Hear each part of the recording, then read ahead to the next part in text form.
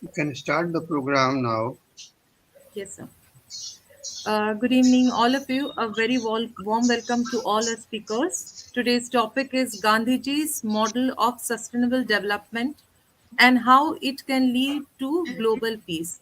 He shows us the various ways to lead a modest life, and that today we are also trying to follow so that we can ultimately go towards lead to a place where our generation can have a global peace environment. We start with our program by our chairperson, Professor Narayan. Sir, you can start with the topic, sir. Okay, thank you. Welcome, sir. Today is the 30th January and it's a day to when the Gandhi was shot dead. So we thought that we should do something to remember Gandhi. And in the present global scenario, the sustainable development is a need, and that too with peace. How we can have peace at the global level and at the same time we can adopt the Gandhian model of development. So I welcome all the our respected speakers. Uh, we have one young sociologist with us, Mr. Harry Part. He is from Germany. And then we have a very seasoned academician, Professor Kavita A. Sharma. She is, for the first time, if I remember, I am seeing her, or might be I have seen her somewhere in some meeting. And then we have a great scholar, Ravinder Zutshi. He has his own opinion.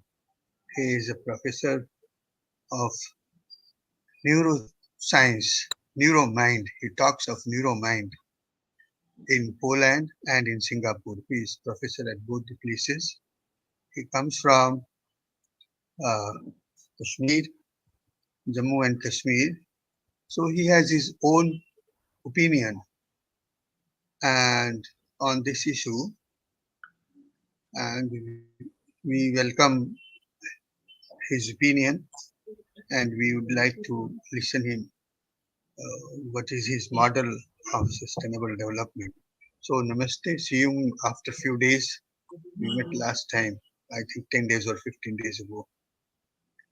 So with these words, you see, Gandhiji model of sustainable development is very simple.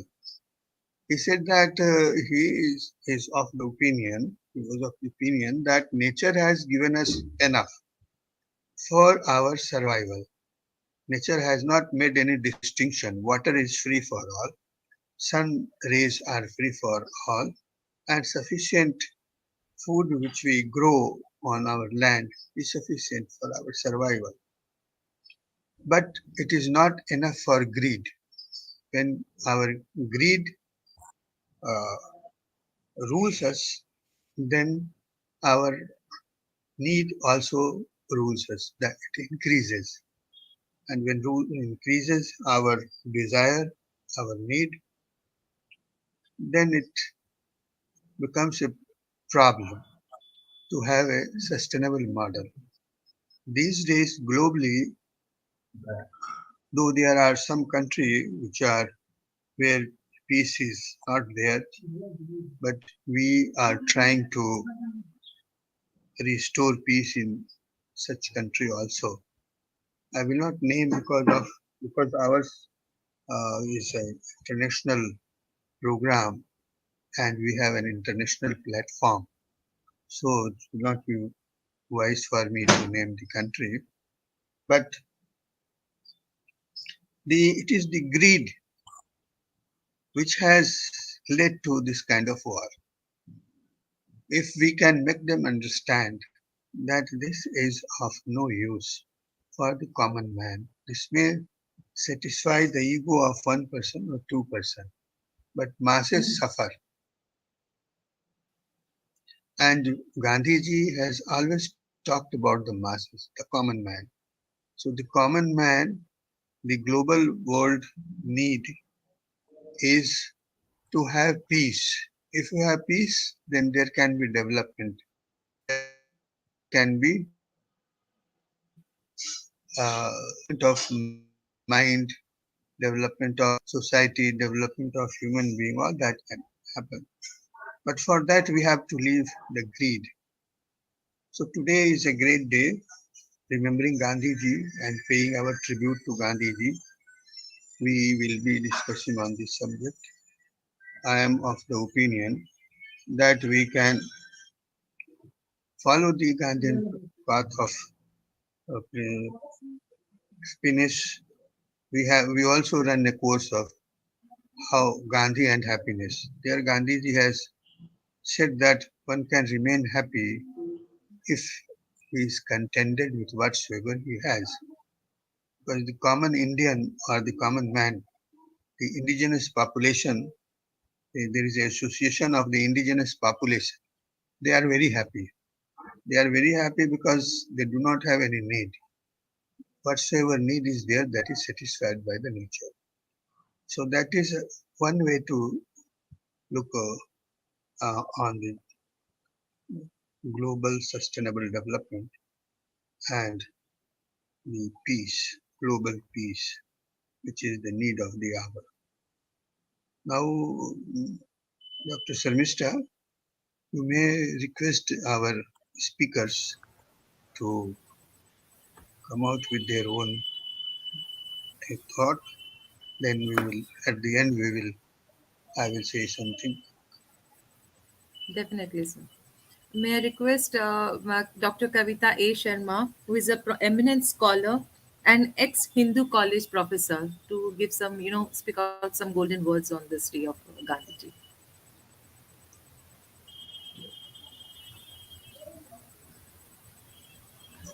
Can you hear me? Or is the mic Yes, ma'am, on? I can hear. Yes, ma'am, I can hear you. Um, for inviting me on this, I would say, a very solemn occasion. I mean, the British kept Gandhi alive for years and years, and independent India lost him in a year's time. So it's something which is a sobering thing which we need to remember. Now, sustainable development will come to, but where does sustainable development arise from? It arises from within a person. It cannot be imposed. A person has to believe in it and therefore tailor his or her thought processes, actions, will, and action accordingly. Now, how does Gandhi come into it? Gandhi had two basic tenets: truth and non-violence, or ahimsa, and asked to define. And ahimsa would extend to everything, all beings, all nature. And asked to define what was this ahimsa, he said, when I try to define truth, it tells me go to ahimsa. And when I try to define ahimsa, he says, you look at me through the lens of truth. So all his life was really a spiritual experiment with what is truth. And he actually didn't talk so much about the globe as he was concerned with India. And he therefore said all his life was his message. Now, the search for truth led him to Satyagraha. And Gandhi explained its philosophical and moral meaning. But it is also a mind that seeks not to unjustly offend anybody. And actually, not offend anyone. Even British, he said, they are my friends. I don't want to offend them, but I just want my own country and my own people to be free. So, therefore, he said, you don't have to harbor an uncharitable thought about anybody. So, it's not just your actions, it's not just your words, and it's also your thoughts. And there has to be no room for animosity. As we all know, he launched his experiment of civic struggle in South Africa, which turned into civil disobedience, and it was known as passive violence. But in Gandhi's ahimsa, there is nothing very passive about it. It's actually very active movement. And Gandhi was not therefore very happy with the term passive violence, and so he ran a kind of a suggestion campaign in his South African ashram to find out what would be a good name. And his own cousin and follower, Madan Lal Gandhi, Magan Lal Gandhi, he came up with the word Sadagrah, which is a good agrah, and which Gandhi then turned into Satyagraha. Now, if it is a soul force, it is meant to be a soul force which would uplift yourself and uplift other. And therefore, he said, all religious life, if you define religion not as we define it now, I was just reading Dharma, which has been translated into religion for another paper, and it is it is a multiple things all that come together, and therefore he says all he's concerned with all human beings, and that is why he is taken to politics, because the only way to get concerned about all human beings is through politics. Now he says even democracy and civil society, in a way, is a flawed idea because it presupposes that everyone should remain vigilant about the government on whatever wrongdoing it does. But he says the government itself has to develop the same soul force in order to not do any wrongdoing. And this soul force goes into all spheres. So that is where your sustainable development also comes in. That is where his naturopathy came in. That is where his came in. That is where his social upliftment of the marginalized sections of society came in. That is where his concept of education came in. And that is where the soul force came in, which would develop individuals into fearless people, into people who are not hankering after possessions, into people who are humble. And he says the whole society has to be structured along this soul force, along this ahimsa. Uh, Now, another aspect of the soul force is humanism, the idea of service. And therefore, human beings, it took him to Charkha, it took him to cleaning the washrooms, the lavatories. It took him to um, dealing with people in his own ashram in a very compassionate manner. So, in a sense, it is a process of growth. It is a process of growth from selfishness and injustice to selflessness and looking for the welfare of all. In welfare lies justice, pursuit of justice. And therefore, what was justice to him? It was not just he was a lawyer, but it was not just the courts of justice. He was influenced, again, as we know, by very eclectic sources: Bhagavad Gita, Tolstoy, The Kingdom of God is within you, Ruskin, unto this last, Thoreau, Civil Disobedience. And he used this idea to bridge the divide between the different religions, something that plagues our nation even today.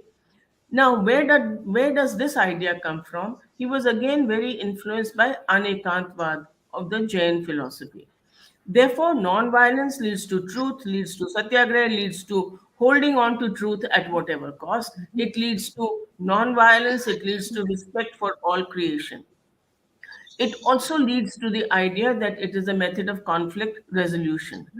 And therefore, it leads to how conflict resolution, because of inequity, because of the disparities, because of the gulf that it has created. Professor Narayan talked of armed conflict, but armed conflict also has at its basis, apart from greed, inequities, inequalities, the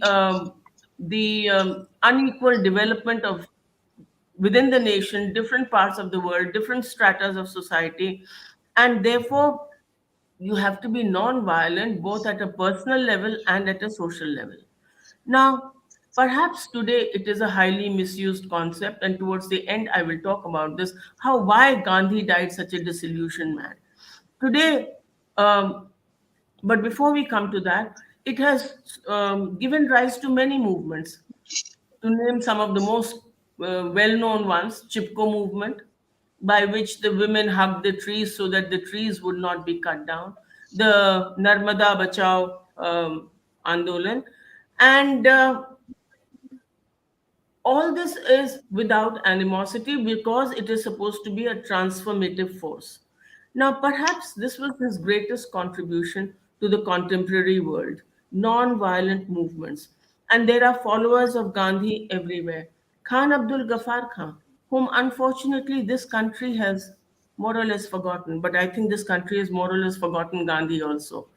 And Martin Luther King, Lech Walesa, Václav Havel, Benigno Aquino, Aung San Suu Kyi, Nelson Mandela.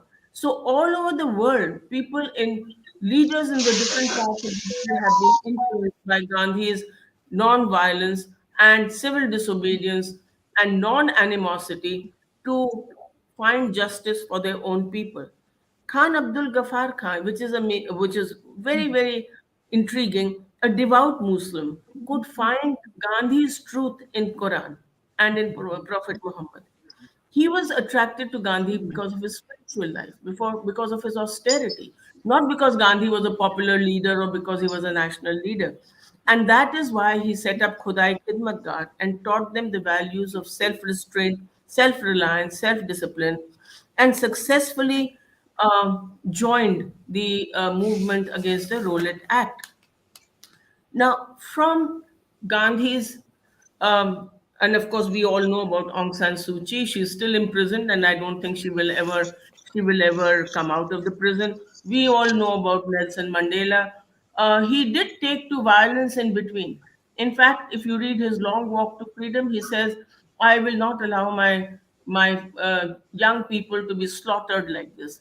But when he took to violence, he realized that the sympathy came towards the government because now they had to face this violence, and therefore he returned to non-violence.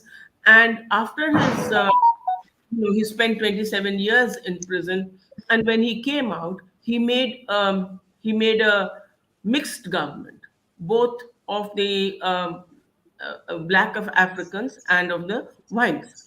And asked about that, he said, "I will have no animosity." Again, Martin Luther King, he struggled against racial discrimination, but it was a non-violent struggle. And he was deeply influenced by the Black church heritage and evangelical liberalism. But just as Gandhi's Ramraj, he talked of beloved community, and he was very influenced by Gandhi, and he said we are tied together by a single garment of destiny. We are caught in an inescapable network of humanity, and therefore we have to raise the whole humanity. And therefore, we are interconnected in this fight for justice, whether it is the whites or whether it is the blacks. Similarly, as I talked about Nelson Mandela, and so on and so forth. So Nelson Mandela, as I was saying, when he took to civil disobedience, the economy got shattered of South Africa, and with that, the world woke up to apartheid, and then he realized that they woke up to apartheid and sanctions, which led to the collapse of economy, and they had to hand over power. Now, having said all this, and undeniably in this era of conflict of every nature, whether it is a social conflict, religious conflict, whether it is conflict for oil, power, domination, whatever, minerals, all kinds of conflicts are there. But Gandhi died a very disillusioned man, and nobody would listen to him. He said, "I was once a big man in India. No one listens to me today. I'm a very small person. Mine is a cry in the wilderness." And on October 2, 1947, on his birthday, he said, "This is a day for me to mourn. I wanted to live for 125 years, but now it is enough. I don't want to live anymore." And he asked his audience to join in on a prayer that he should go soon. He said, "Why are you so despondent?" He said, "Whatever is happening in India today, how can you be happy with whatever is happening?" And that is because of the violence. And we know that he did not join into the independence celebrations, but tried to quell the violence and the savage violence. But, he said, ahimsa, this never goes with the weak. And therefore, he said, you must resist, but you must be brave enough to lay down your life in that resistance. And so he said it is not for the cowards. Now, the disillusionment of Gandhi is because people have not realized the futility of armed resistance and armed conflict. People, Gandhi said, say that Gandhi no longer can show the way, he's become irrelevant. But Gandhi adhered to his dharma of non-violence at the end. He said, I may have gone bankrupt, but ahimsa can never get bankrupt. Violence can only be effectively met by non-violence, otherwise the whole world will go blind. And that is exactly what is happening today. The whole world is going blind. So anyway, but at the end of it, at the end of the day, he tried his best to bring down the violence in Bihar, in Kolkata, but it kept erupting. And one reason perhaps was because it was not a transformative thing that Gandhi wanted it to be. It was really, for most people, a tactic. It was inside them, they must have disliked the idea that they cannot retaliate, and therefore when they were let free to do so, they did, and how violently they did. But at the end of the day, we have no choice but to follow Gandhi, whether we do it after we have completely annihilated ourselves, or we do it while good sense will prevail. And occasions like this is for good sense to prevail. We have all but forgotten Gandhi. We should not get the prophecy to come true, that generations to come will scarce believe that such a one as this ever in flesh and blood walked upon the earth. If we forget Gandhi, well, the generations will not believe that somebody like Gandhi could actually walk the earth. Thank you so much.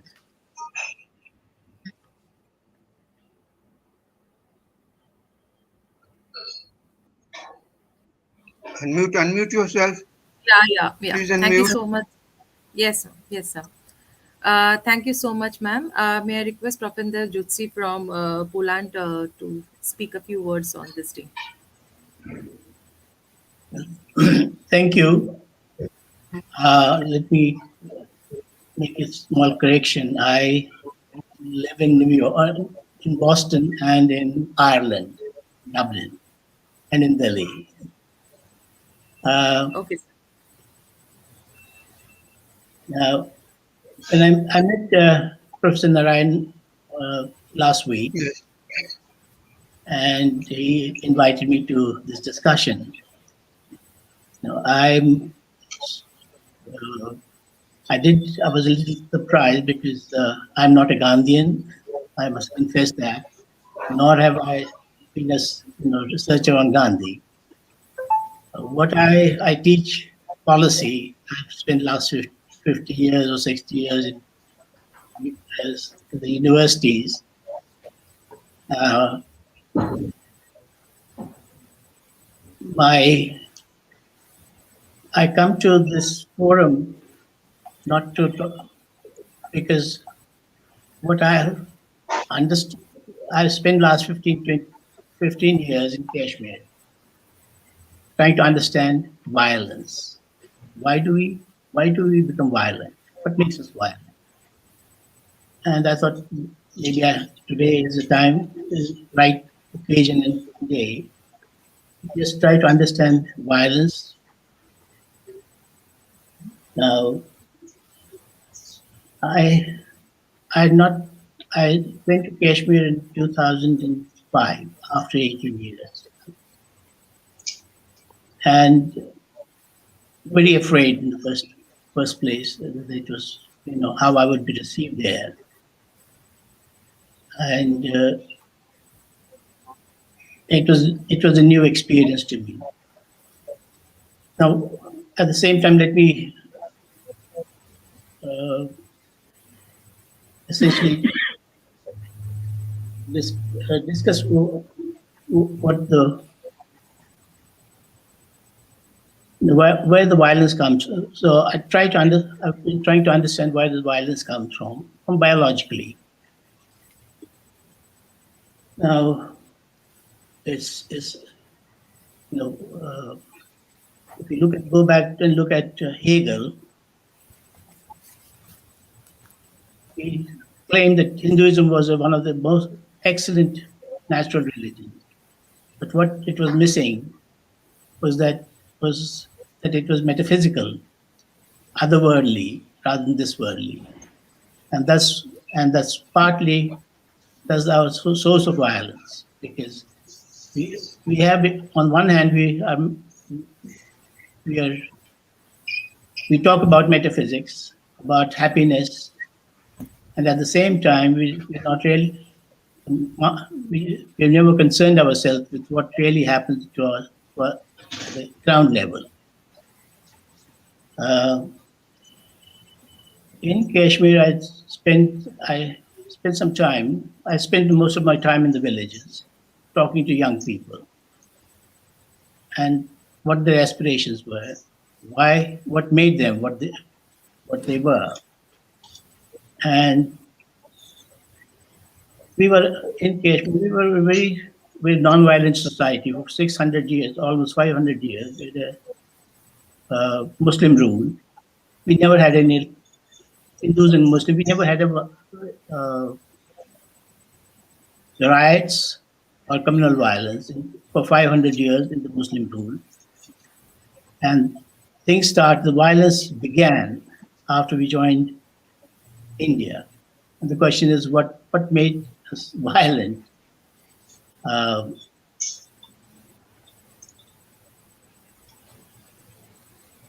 uh, one of democracy, as Aristotle said in his uh,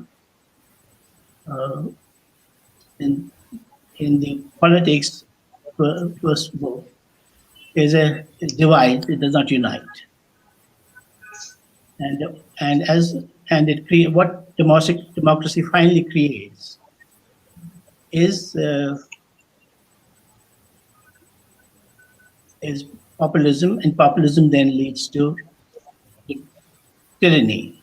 If democracy always would lead to tyranny, and now we can obviously you can remove the tyrant, but the question is, how do you remove the society tyrannical majoritarianism? So the question is whether, as Professor Kavita Sharma just said, is can democracies can we be a democratic society? So in a democratic society, how do you ensure that the majoritarianism does not take control? Last 20 years, I was trying to decide to understand what happens in our neural networks and neural systems. Why? What is it in us that makes? What is it to be human? Now, one of the things what we know now, biologically, that we are not born human, we become human. And genetically, we are born both, we can be both good or evil. And so the question is, what makes us evil? Now, the first, let me go to some of the recent findings in terms of our becoming human. By nature, first is question of equality. Are we all equal? We have, over the last, since we have adopted the European model, Enlightenment model, whether of of understanding human behavior. And recent research in the biological sciences tells us that, as I said, Spassky's work shows that we're not violent by nature. There's some people, we are two kinds of people. We're not all equal. We're two kinds of, at birth, we're two kinds of people. Those that are aggressive, and we're born, and there's another group that's born passive or fearful. And so it's by nature, by birth, we are either fearful or aggressive. Now the question is, how do you control people who are aggressive, and how do you identify them? Can we identify such people? And because the aggressive people, those who are aggressive, have what is now known their hormonal system produces cortisol levels, high cortisol levels, while those who they have at birth low cortisol, while those who are passive or fearful have high cortisol. So it depends on your, whether you're aggressive or passive, depends on your genetic makeup and the cortisol level, which is cortisol is the stress hormone that we have. Now, the children. So the question basically is that we have to start looking at our nature and what to do about what are the stress factors, and how do we reduce them rather than assume that people are born, that we can change our nature and become happy.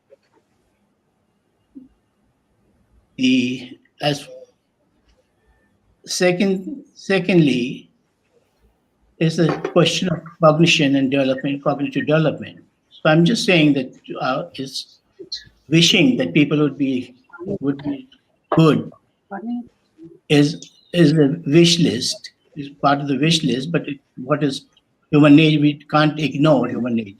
We can't ignore our genetics and epigenetic development. And unfortunately, we have made assumptions about human nature, which are factually not correct. And unless we do that, my basic work has been trying to understand how do we think, what are the thinking processes, and what makes us what we are. So essentially, what I'm saying is that we talk about Gandhi, we talk about peace and hope that we'll live well. We can suppress our desire, but it doesn't. Our hopes cannot materialize unless we understand that there are differences, natural differences in people, and how we can accommodate, how we can identify, distinguish good from evil and right from wrong. Now, we have broadly basically ignored some of our own scholars and philosophers. One of them is the Abhinav Gupta, who is today respected around the world as a great philosopher, and because of his knowledge, because he did recognize that the importance of understanding what is good and what is evil, and distinguishing between good and evil, and right and wrong, between what is moral and what is ethics. That two, morality and ethics are two very different things. Uh, and so I my basic what I would like to say is that we have to go back to the understanding the moral basis of our life and how you and understanding what it is to be human. So let me leave it at, at that for the moment, and we can move on to the now next interview. Thank you. Thank you so much, sir. May I request Mr. Harry to give a few words, to speak few words on this?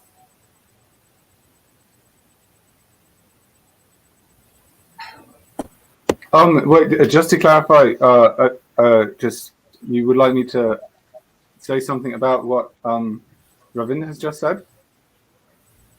No, the topic is Gandhi's, thinking of Okay, sustainable development. Yes, how it can lead to global peace. Yes. sure. Yeah, okay. So I wanted to talk about non-violent communication and Gandhi, what this might mean. Now, the context of me being here is that Mr. Subhash, as many of you might know, yeah, Mr. Subhash, as many of you might know,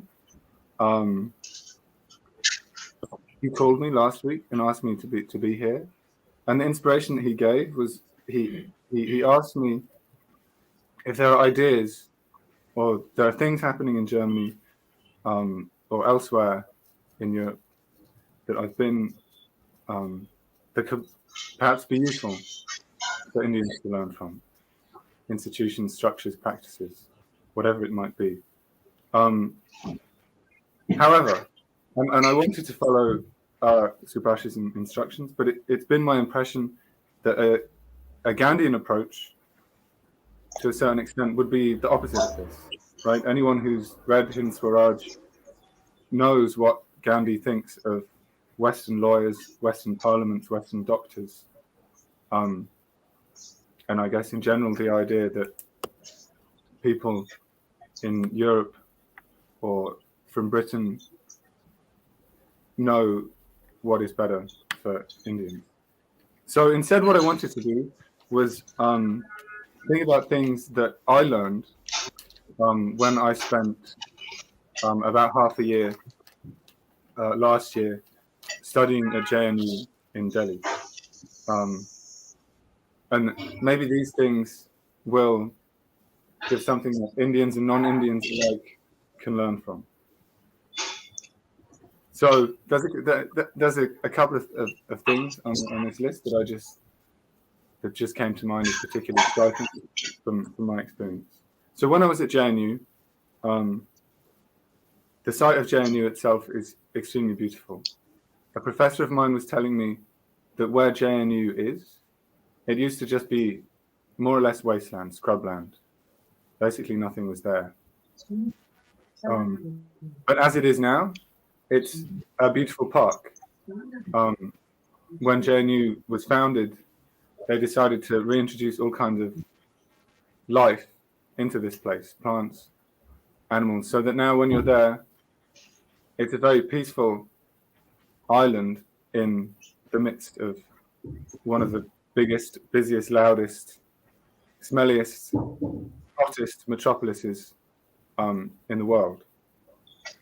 And I think that idea is something that we can definitely all learn from. So another practice that I particularly appreciated at JNU was that of Professor Rajarshi Dasgupta.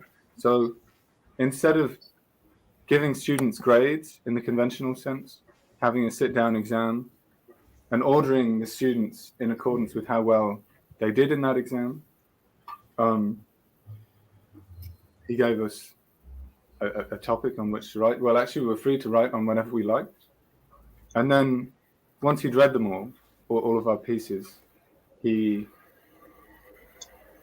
in the context of the class itself, gave individual feedback to students, and not feedback in a conventional sense, telling each student, for example, what they'd done wrong and how it should be done better, but instead engaging with arguments that we'd all made in our papers and offering ways in which those thoughts could be deepened, or offering texts, films that we might watch or appreciate that would take those thoughts further.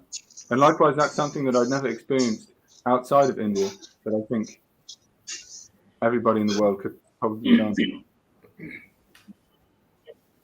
Two further experiences that were particularly interesting to me in India, and that also relate to Gandhi, I think, are maybe more banal. They have less to do with any kind of institutional structure.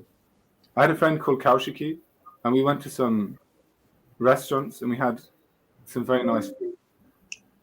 Obviously, Indian cuisine is world famous. But in the context of a talk on Gandhi, we might ask ourselves, okay,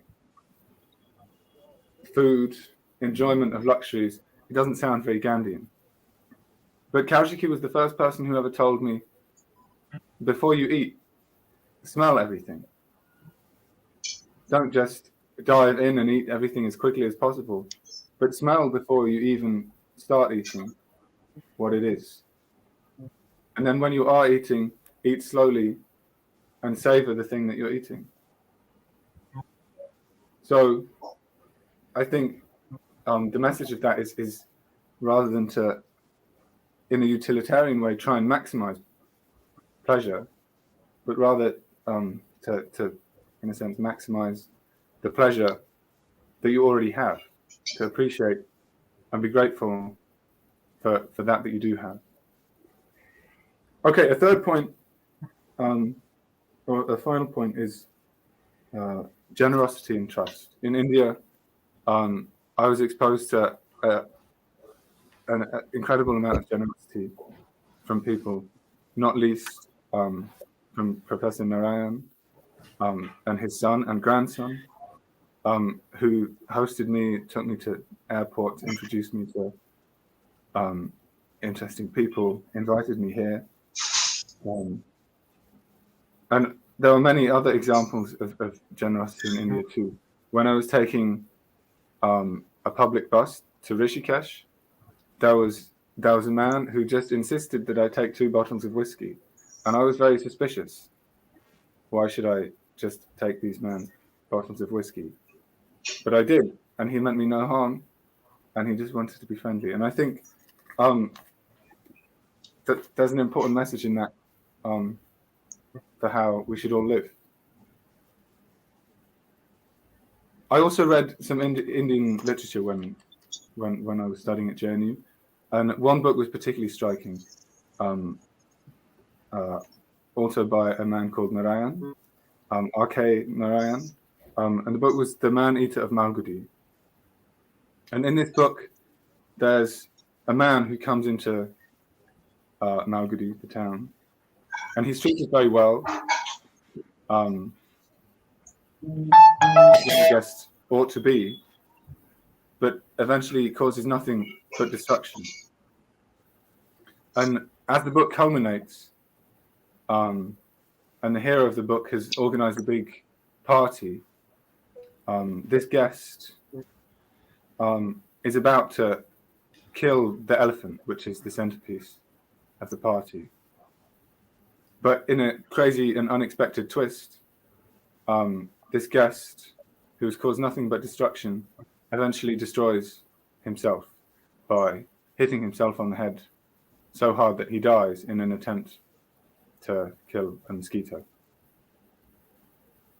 Okay, so all these points that I've made, these are things that I found inspiring and that I found that I learned from in India.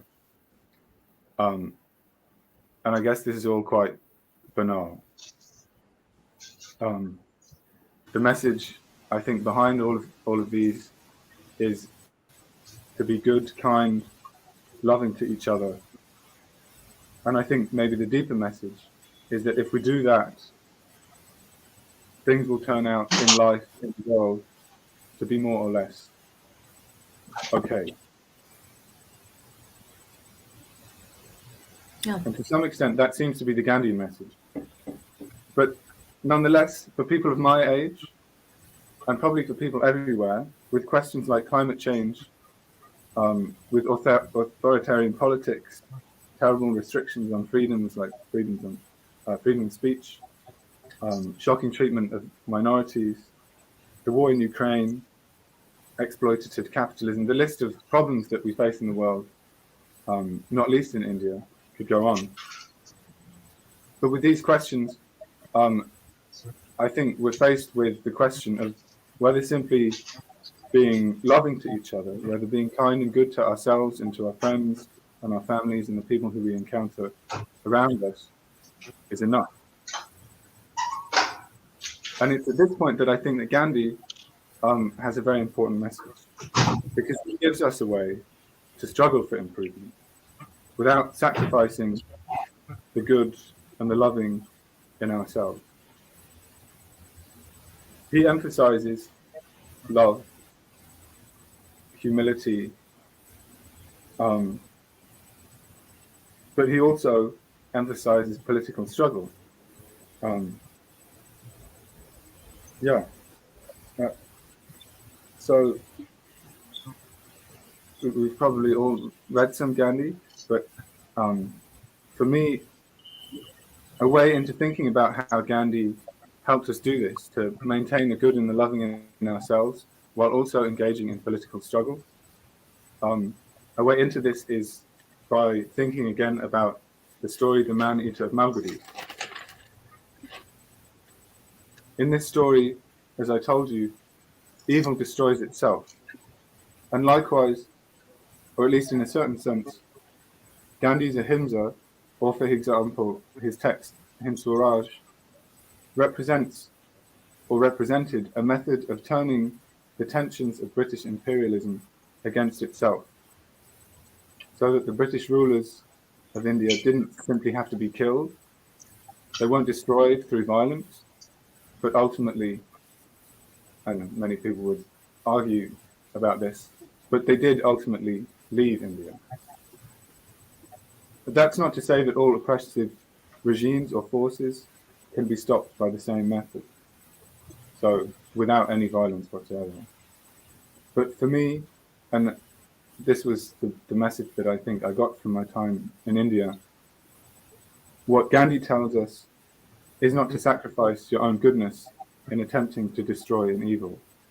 Instead, it is to try to love and understand an evil force and encourage that evil force with as little violence to what is good in yourself as possible, and to transform that evil force into something better, or to destroy it in its entirety. And so that, for me, to get back to the original point, is how we can engage in nonviolent communication in order to bring about what we can think of as sustainable development. Thanks. Thank you so much, Mr. Harry. And I must thank all the speakers. We had a wonderful evening today discussing about Gandhiji's way of sustainable development during his time, and which can lead us for a better future. I personally thank Professor Narayan, a chairperson who made us remember this great day when we lost our father of our nation. Thank you, sir. Thank you so much. We have conducted a webinar on this day. Dr. Kavita A. Sharma, she explained ahimsa and truth as his pure thoughts for sustainable development. Thank you, ma'am. You had a different view of expressing yourself. It's really great. And definitely, Professor Zutshi, it was innovative to think how we can differentiate a person who is criminal and a non-criminal. You try to explain it through your neuroscience. Thank you, sir. Thank you so much. And definitely not the least, Mr. Bhari, you experience India as a you have seen so many positive thoughts in India, and you also appreciate Gandhiji's way of living an inspiring and simple life. Thank you so much. Thank you, all of you. We do thank all our viewers on the YouTube channel. In case we can get some comments, we are not having right now. And we appreciate and thanks for them to constantly watch us on the YouTube. Thank you so much, sir, and let's have a good evening. Oh, thank you. Namaste. Namaste. Namaste. Thank you.